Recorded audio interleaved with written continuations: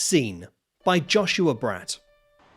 You join me here on RNIB Connect Radio in our London office, the Grimaldi building, for the launch of the Scene exhibition, which showcases 22 portraits of blind and partially sighted people taken by Welsh photographer Joshua Bratt. I'm a portrait photographer and photojournalist, working mainly with the Times and the Sunday Times, and I have an exhibition called Scene on at the moment. Thank you so much for coming to the opening night of the Scene exhibition, which is, as you know, a collaboration between the RNIB and photographer Joshua Bratt.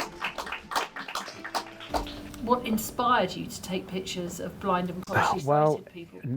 Not meaning to be ignorant, but when I kept seeing this gentleman commuting on my way into town with a cane, I started thinking to myself, that guy's got a really interesting story, and I'm just seeing the cane, I'm just seeing the disability, and that's how it started. I thought, I'm going to go around the country and find interesting and unusual people with interesting stories who are partially sighted and blind.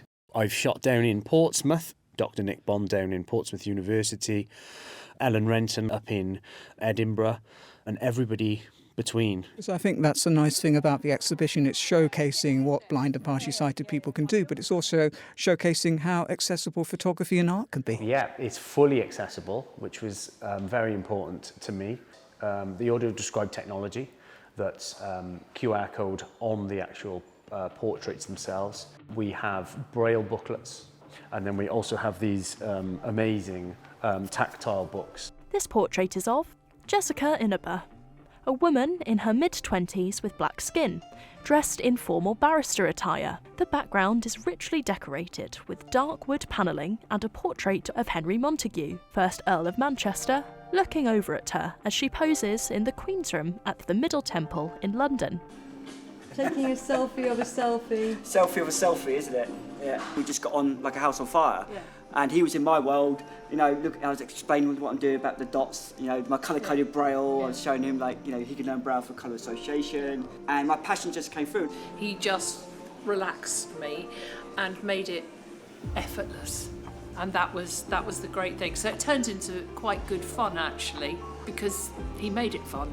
I allowed the sitters to, with a bit of discussion, choose their background, and we tried to make sure that each background helped tell the story of the person in the picture, which I would do in any setting with any person. A lady set up a space for us with beautiful balloon display. We just stood there and took pictures. As you can probably tell, I didn't need putting at my ease. It was my kitchen, so I was doing what I do, and I'm quite a confident, relaxed person.